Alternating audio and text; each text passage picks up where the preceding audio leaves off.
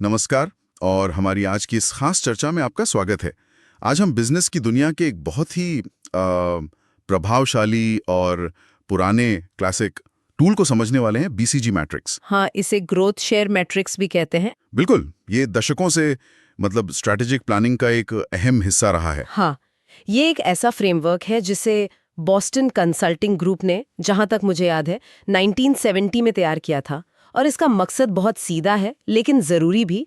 कंपनियों को ये समझने में मदद करना कि उनके अलग-अलग बिजनेस या प्रोडक्ट्स बाजार में कहाँ खड़े हैं।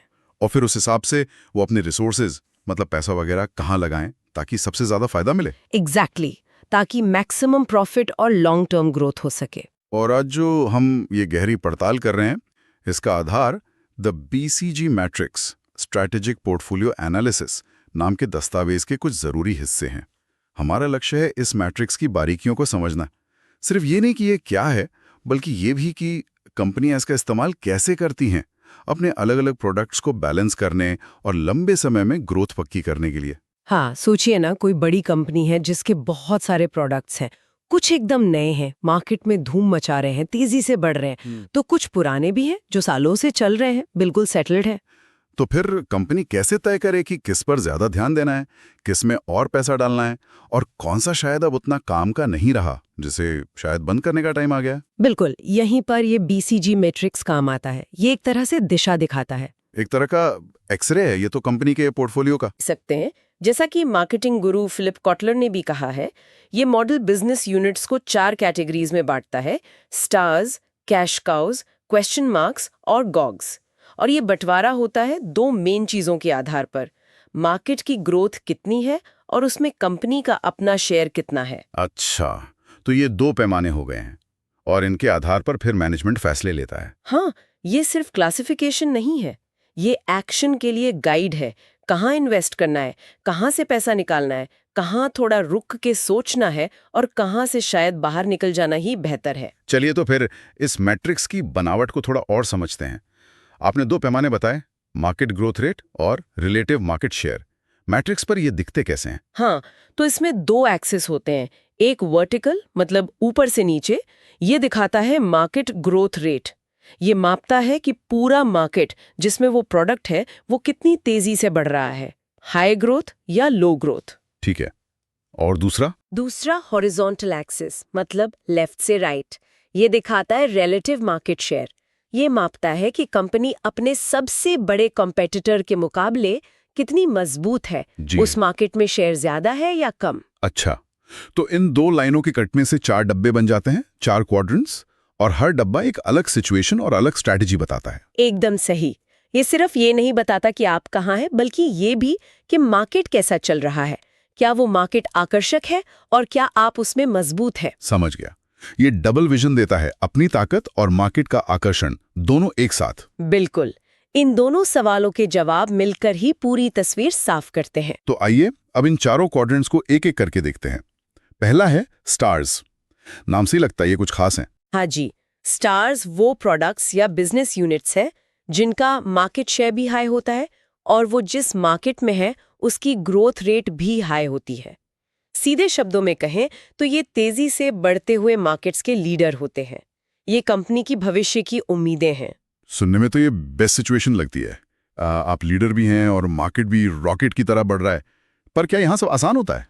बेस्ट तो है, पर इसमें चुनौतियां भी कम नहीं। क्योंकि मार्केट इतनी तेजी से बढ़ रहा है तो कंपटीशन भी उतना ही भयानक होता है। अपनी लीडरशिप बनाए रखने और मार्केट के साथ बढ़ने के लिए स्टार्स को लगातार बहुत सारा पैसा लगाना पड़ता है। किस तरह का पैसा? मार्केटिंग में? हाँ, मार्केटिंग में, प्रोडक्शन कैपेसिटी बढ़ाने में, नई टेक्नोलॉजी अपनाने में, हर चीज में। जैसे वो दस्तावेज बताता है, एप्पल का आईफोन अपने शुरू के सालों में इसका बढ़िया उदाहरण था। स्मार्टफोन मार्केट तेजी से बढ़ रहा था और आईफोन लीडर था, पर इसके लिए एप्पल को लगातार इनोवेशन और मार्केटिंग पर भारी खर्चा करना पड़ा। स्टार बने रहने के लिए भी खूब मेहनत और पैसा लगता है। और अगर ये सफल रहते हैं तो आगे क्या? अगर स्टार्स अपनी पोजीशन बनाए रखते हैं और समय के साथ जब उस मार्केट की ग्रोथ धीमी हो जाती है तो वो अक्सर कैश काउ बन जाते हैं। अच्छा, मैच्योर मार्केट के लीडर बन जाते हैं। हाँ। चलिए तो फिर दूसरे क्वाड्रेंट पर आते हैं, कैश काउज। नकदी देने वाली गाय, नाम तो काफी कुछ कह रहा है। बिल्कुल। कैश काउज वो सेटल्ड सफल प्रोडक्ट्स होते हैं जिनका मार्केट शेयर तो बहुत ज़्यादा होता है, पर वो जिस मार्केट में है वो अब मैच्योर हो चुका है। मतलब उसकी ग्रोथ रेट अब धीमी हो गई है या लगभग रुक सी गई है। तो ये वो लीडर हैं जिनका मार्केट अब उतना तेजी से नहीं बढ़ रहा, इनको कैश काउ क्यों कहते हैं? क्योंकि इनको अपनी पोजीशन बनाए रखने के लिए स्टार्स जितना भारी भरकम इन्वेस्टमेंट नहीं चाहिए होता। मार्केट में कंपटीशन भी शायद थोड़ा कम हो जाता है और उनकी जो जमी जमाई पोजीशन है, ब्रांड है, उसके कारण कस्टमर टिके रहते हैं। तो खर्चा कम, कमाई ज्यादा। हाँ, नतीजा ये होता है कि ये यूनिट्स अपनी लागत से कहीं ज़्यादा कैश फ्लो जनरेट करती हैं। ये सच में कंपनी के लिए दूध देने वाली गायें साबित होती हैं। और इस एक्स्ट्रा कैश का कंपनी क्या करती है? क्या इसे बस प्रॉफिट मानकर रख लेती है? नहीं, स्ट्रैटेजिकली इस कैश का बहुत महत्व है। कैश काउ से जो पैसा आता है उसे अक्सर कंपनी के दूसरे हिस्सों को फंड करने में इस्तेमाल किया जाता है, जैसे जो नए स्टार्स उभर रहे हैं उनको ज़रूरी पैसा देना, या फिर उन क्वेश्चन मार्क्स पर दाव लगाना जिनमें पोटेंशियल दिखता है। अच्छा। कुछ कंपनियां इसे R&D में लगाती हैं या शेयर होल्डर्स को डिविडेंड देती हैं, जैसे माइक्रोसॉफ्ट का Windows operating system. PC market अब धीरे बढ़ता है, पर विंडोज़ का दबदबा है और ये माइक्रोसॉफ्ट के लिए लगातार कैश का बड़ा सोर्स है, जिससे वो अपने नए बिजनेस जैसे क्लाउड कंप्यूटिंग में इन्वेस्ट कर पाते हैं। ये दिलचस्प है कि कैसे एक हिस्सा दूसरे को सपोर्ट करता है, लेकिन क्या इसमें कोई रिस्क है? क्या कंपनियां सिर्फ कैश काउ पर ही निर्भर रह सकती हैं? ये चिंता बिल्कुल जायज़ है। अगर कंपनी सिर्फ कैश काउ पर ही फोकस करे और नए स्टार्स या क्वेश्चन मार्क्स बनाने में पैसा न लगाए, तो आगे चलकर मुश्किल हो सकती है। बैलेंस बनाना बहुत ज़रूरी है। सही कहा। अब तीसरे क्वाड्रेंट पर आते हैं, क्वेश्चन मार्क्स, जिन्हें कभी कभी प्रॉब्लम चाइल्ड भी कहा जाता है। नाम में ही एक अनिश्चितता है। क्वेश्चन मार्क्स वो यूनिट्स हैं जो है तो हाई ग्रोथ मार्केट में, पर उनका अपना मार्केट शेयर काफ़ी कम होता है। यहाँ सिचुएशन थोड़ी पेचीदा है। मार्केट तो बहुत अच्छा है, उसमें ग्रोथ की काफ़ी गुंजाइश है, लेकिन आप उसमें एक छोटे प्लेयर हैं। तो यहाँ मेन चैलेंज क्या है? मार्केट तो बढ़ रहा है, फिर प्रॉब्लम क्या है? प्रॉब्लम ये है कि उस हाई ग्रोथ मार्केट में अपना शेयर बढ़ाने के लिए आपको बहुत बहुत ज़्यादा पैसा लगाना पड़ेगा। आपको बड़े स्थापित प्लेयर से टक्कर लेनी होगी, अपना ब्रांड बनाना होगा, डिस्ट्रीब्यूशन नेटवर्क खड़ा करना होगा। और इसमें पैसा भी बहुत लगेगा और गारंटी भी नहीं। बिल्कुल, इसीलिए इन पर सवालिया निशान लगा है। नतीजा अनिश्चित है ये।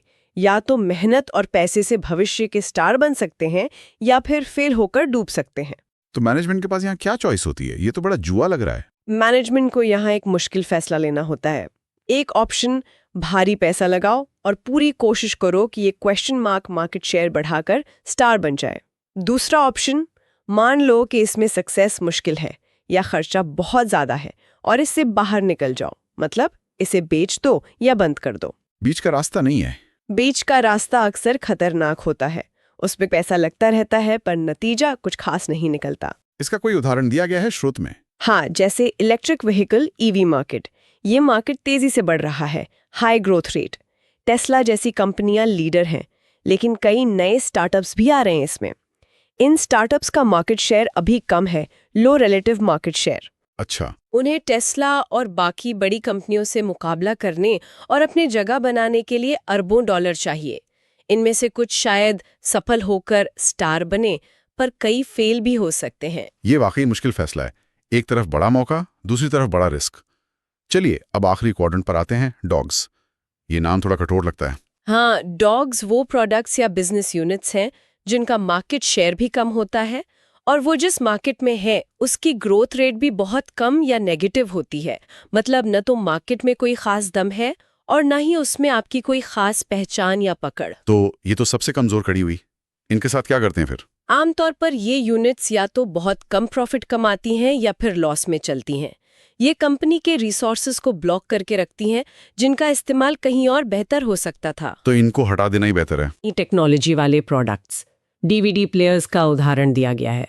मार्केट सिकुड़ रहा है और कुछ छोटी कंपनियों के अलावा किसी का खास शेयर नहीं बचा। लेकिन क्या कभी किसी डॉग यूनिट को रखने की कोई वजह हो सकती है, या हमेशा इनसे छुटकारा पाना ही सही है? कभी कभी एक्सेप्शन हो सकते हैं। हो सकता है कोई डॉग यूनिट किसी जरूरी कैश काउ या स्टार प्रोडक्ट के साथ मिलकर ग्राहकों को एक पूरा पैकेज देने में मदद करती हो।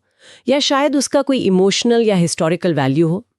लेकिन अगर सिर्फ फाइनेंस और स्ट्रैटेजी के नजरिए से देखें और कोई मजबूत वजह ना हो तो डॉग से बाहर निकलना ही कंपनी के लिए फायदेमंद माना जाता है, ताकि मैनेजमेंट अपना ध्यान और पैसा ज्यादा पोटेंशियल वाली जगहों पर लगा सके।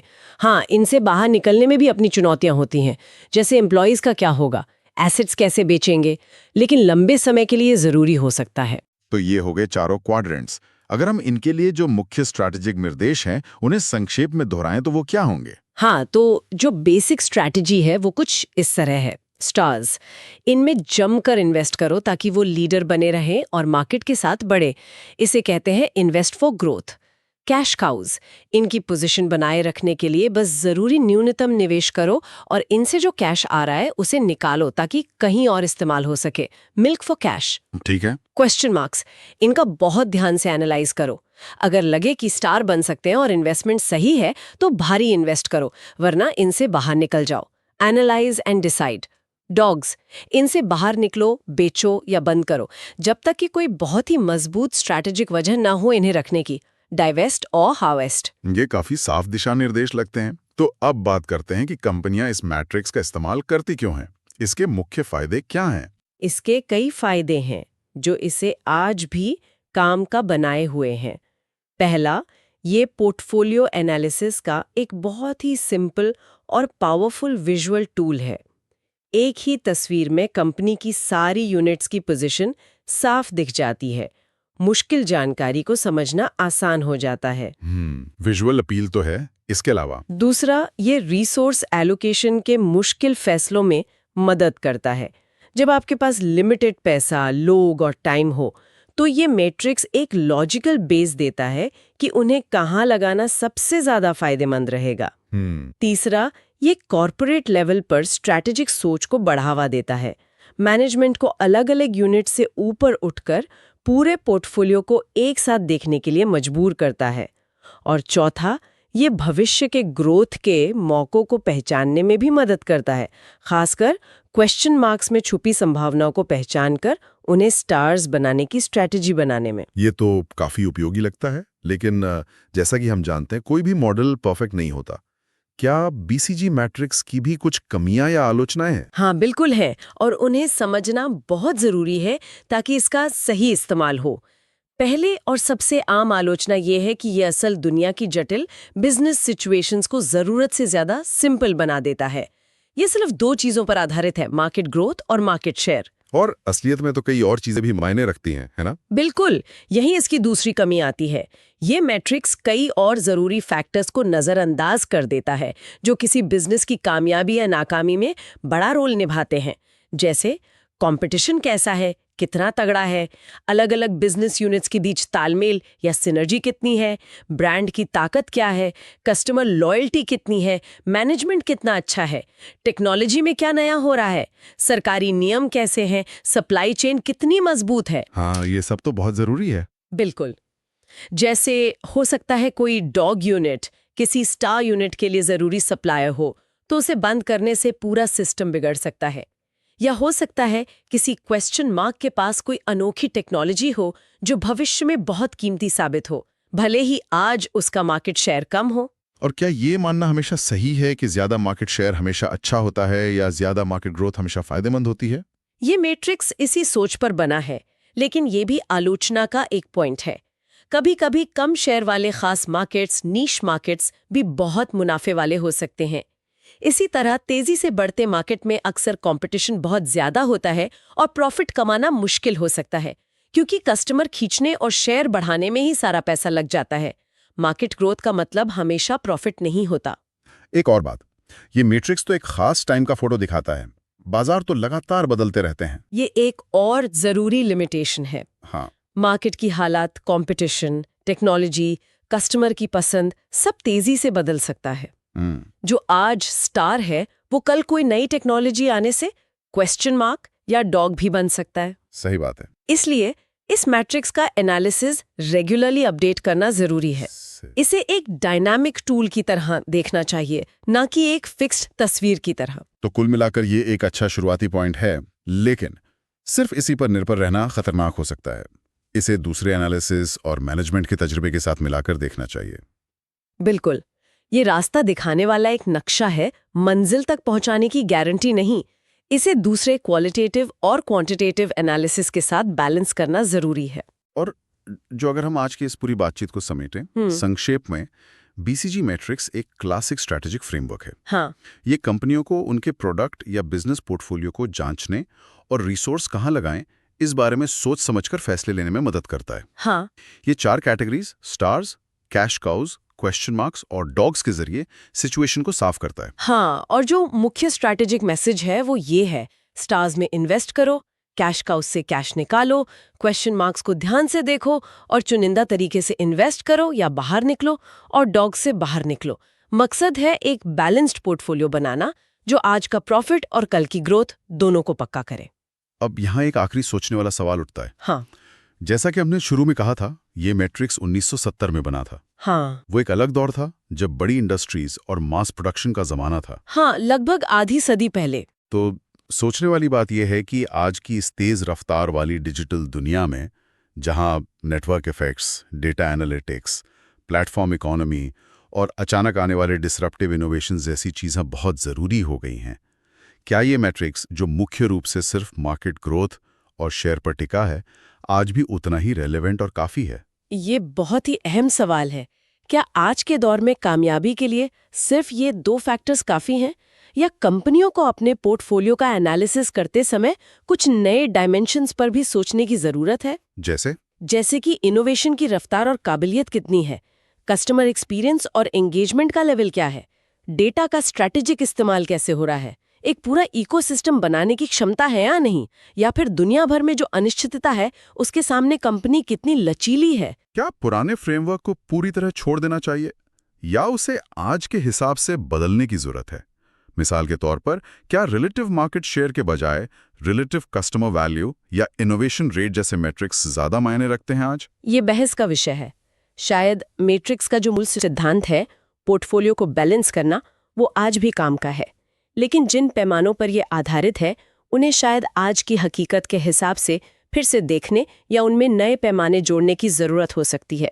ये एक ऐसा सवाल है जो आज के बिजनेस लीडर्स और स्ट्रैटेजिस्ट को लगातार खुद से पूछना चाहिए। बिल्कुल, ये एक ऐसा सवाल है जिसका जवाब शायद हर कंपनी को अपने खास हालात में खोजना होगा। इसी विचारोत्तेजक प्रश्न के साथ हम आज की ये चर्चा यहीं समाप्त करते हैं। उम्मीद है कि बीसीजी मैट्रिक्स पर यह गहरी नज़र आपके लिए जानकारी भरी और उपयोगी रही होगी।